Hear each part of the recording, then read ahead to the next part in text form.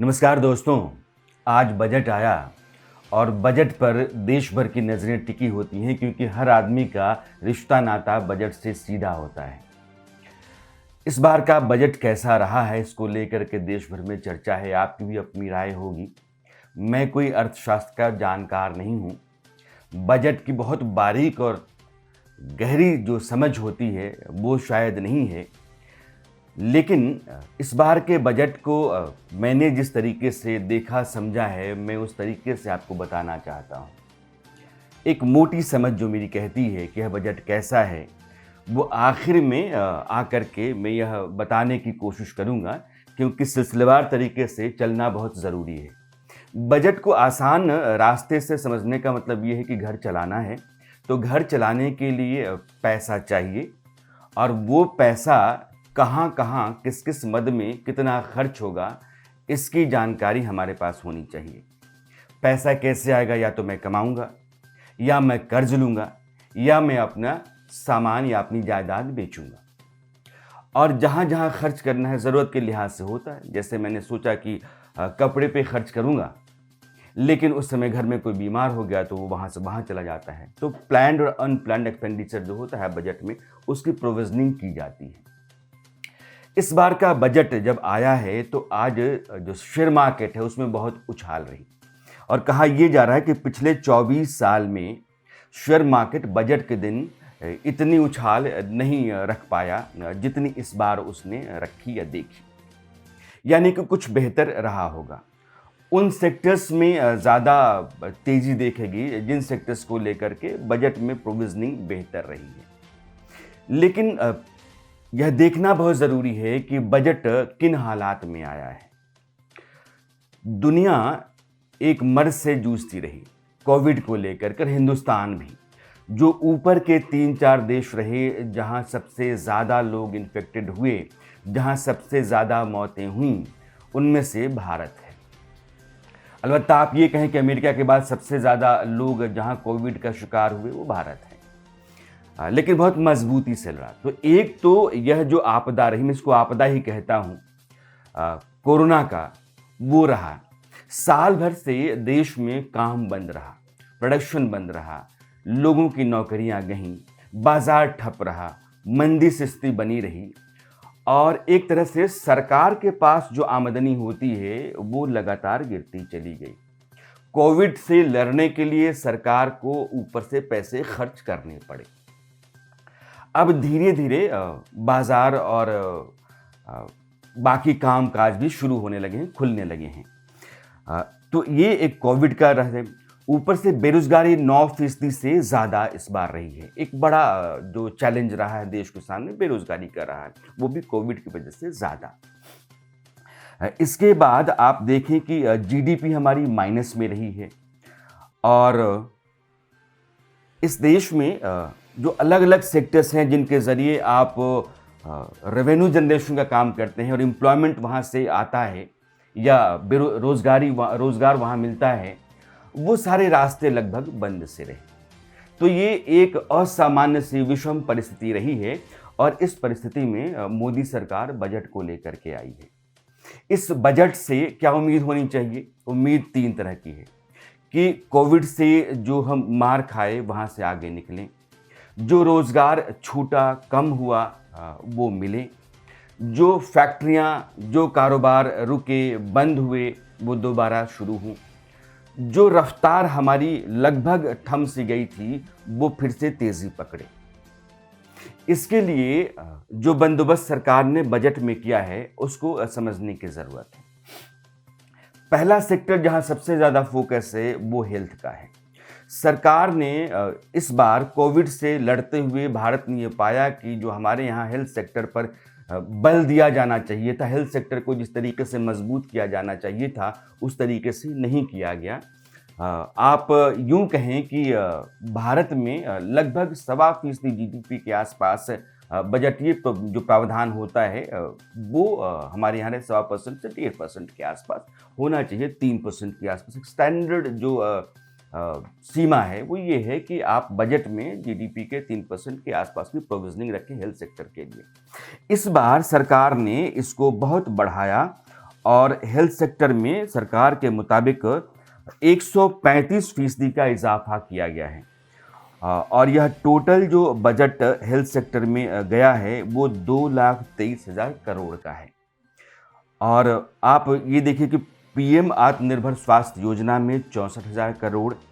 स्वच्छता मिशन, यह भी मैं मानकर चलता हूँ कि साफ सफाई को रखने से लोग बीमार कम पड़ते हैं, रोग कम होता है, इलाज की ज़रूरत कम पड़ती है। तो स्वच्छता मिशन को भी मैंने इसी से जोड़ा है कि हेल्थ से और आपकी सेहत से जुड़ी हुई वो तमाम बातें जिनका दुरुस्त रहना बहुत ठीक है या बहुत ज़रूरी है, उन पर कितना खर्च हो रहा है। तो स्वच्छता मिशन पर 71,000 करोड़ है। कोविड वैक्सीन को लेकर 35,000 करोड़। और वायु प्रदूषण यानी कि जो पर्यावरण है उसको ठीक रखने के लिए और पोल्यूशन को कम करने के लिए प्रोविजनिंग जो है वो लगभग 2200 करोड़ के आसपास की है।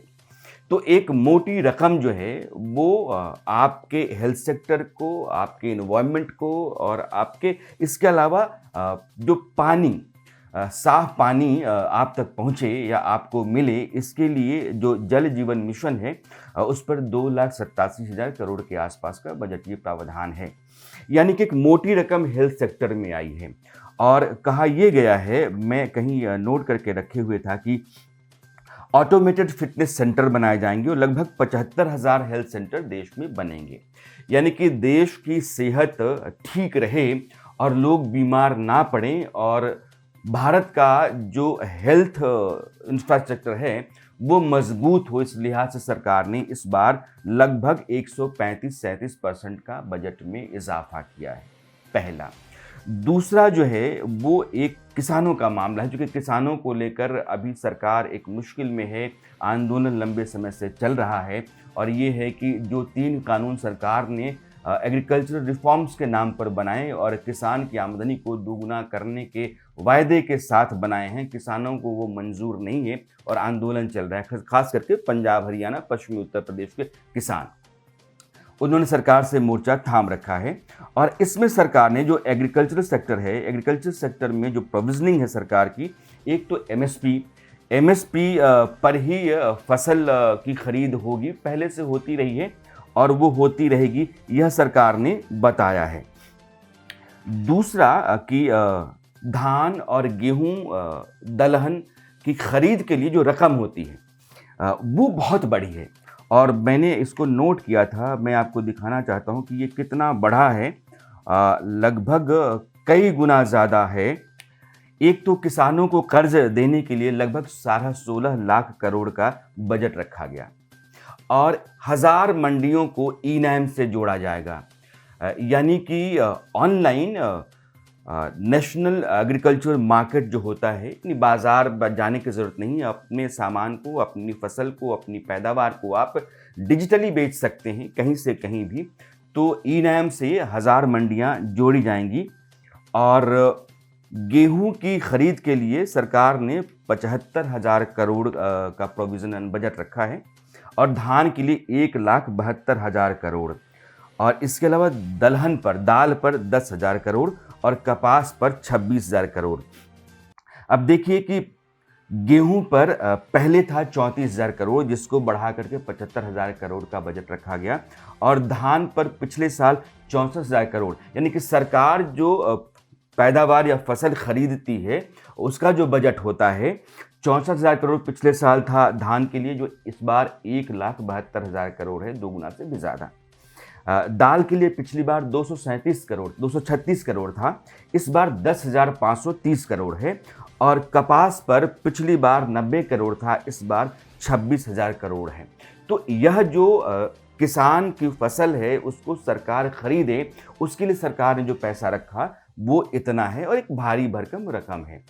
तो एक तो एग्रीकल्चर सेक्टर में सरकार ने किसान की फसल खरीदी जाए, उसको उसकी कीमत मिले, इसका बजटीय प्रावधान किया है। और तीसरी स्थिति जो है वो है इंफ्रास्ट्रक्चर, यानी कि जो देश का बुनियादी ढांचा है वो मजबूत हो, दुरुस्त हो। उसके लिए कुछ आंकड़े मैं आपको बताना चाहता हूँ। एक रेलवे पर खर्च होगा लगभग 1,10,000 करोड़।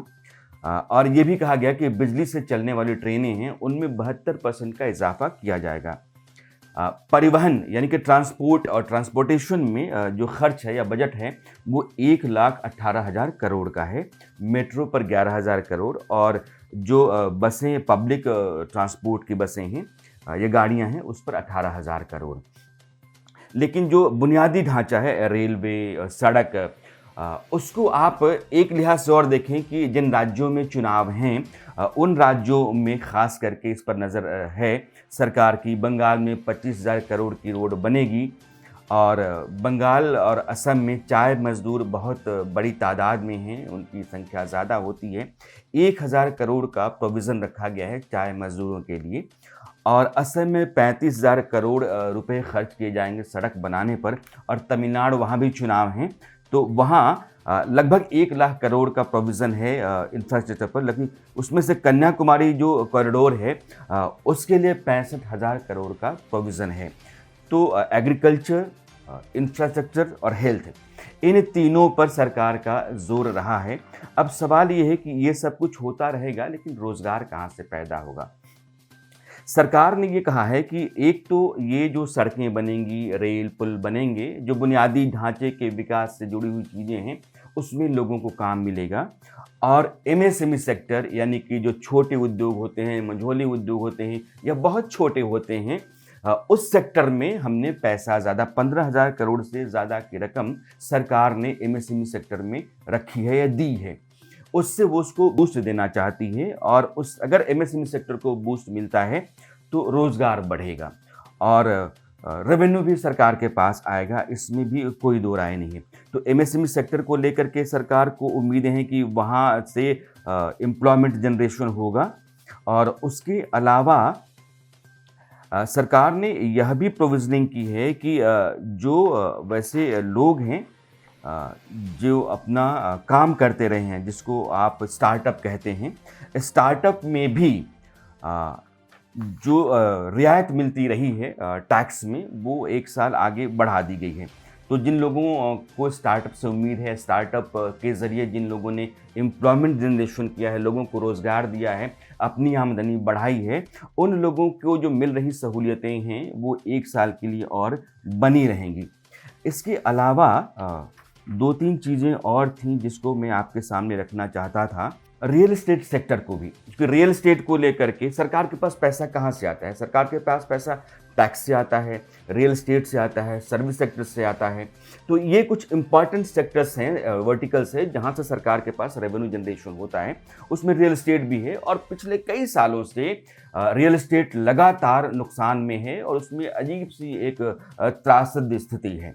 रियल एस्टेट के लिए सरकार ने क्या किया कि अफोर्डेबल हाउसिंग के तहत जो 1.5 लाख टैक्स की छूट रहती थी उसको उसने 1 साल के लिए बनाए रखा है। पहला ये है। दूसरा कि जो एनपीए है यानी कि हमने मकान किसी प्रमोटर ने मकान बनाया लेकिन अब वो फंस गया है क्योंकि वो ना तो अपने लोगों को मकान दे पा रहा है और ना ही वो मकान बनाने की हालत में है और उसके पास पैसे भी नहीं है क्योंकि अलग अलग जगहों पर उन लोगों ने पैसे लगाए और सब कुछ आधा बना आधा खाली सा रह गया था और रियल एस्टेट सेक्टर में ब्लैक मनी का आना बंद हो गया था। तो यहाँ सबसे ज़्यादा तबाही हुई और परेशानी हुई। तो रियल एस्टेट सेक्टर में सरकार ने एक कमेटी बनाने की सोची है और वो रिकंस्ट्रक्शन एंड मैनेजमेंट कमेटी होगी एसेट्स का। फ़र्ज़ कर लीजिए कि 1.5 लाख करोड़ के आसपास का जो एसेट है रियल एस्टेट सेक्टर में वो डूब जाएगा अगर इसको ठीक से मैनेज नहीं किया गया और रिकंस्ट्रक्ट नहीं किया गया। तो उससे जिन लोगों को मकान मिलना है उनको मकान नहीं मिलेगा, उनके ऊपर लोन ऑलरेडी पहले से है और वो किराया दे करके रह रहे हैं। तो वो आम आदमी जो अपनी मकान की उम्मीद में, अपने मकान की उम्मीद में कर्ज लिए हुए है और रेंट भी दे रहा है, वो फंसा हुआ है। और रियल एस्टेट के बहुत सारे लोग बहुत सारा हज़ार करोड़ लाखों करोड़ फंसा करके भी खड़े पड़े हैं। तो उसको ठीक करने के लिए एक कमेटी सरकार ने बनाई है ताकि उस सेक्टर को बूम मिले।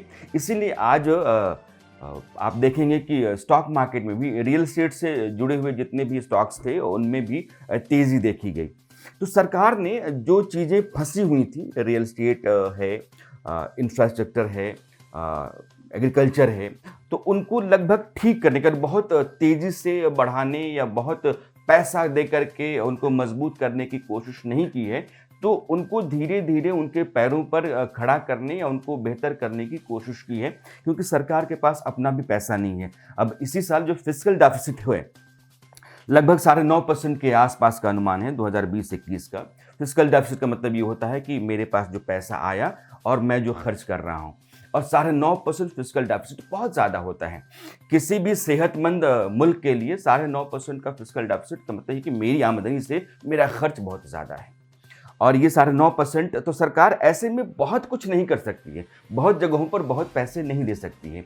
लेकिन जो मौजूदा स्थितियां हैं, उनको आगे बढ़ाने और धीरे-धीरे उनको रफ्तार दे करके रोज़गार पैदा करने, रेवेन्यू जनरेशन के अलग-अलग रास्ते खोलने और देश को तरक्की और बेहतरी के रास्ते पर आगे ले जाने के लिए जो भी संभव हो सकता है या जो भी मुमकिन रास्ते रहे हैं, सरकार ने उनको टटोला है और बजट में उनको रखने की कोशिश की है। मेरे लिहाज से यह बजट जो है बहुत क्रांतिकारी नहीं है, लेकिन ऐसी स्थितियों में, ऐसी चुनौतियों में, ऐसे मुश्किल हालात में यह बजट एक बेहतर बजट है।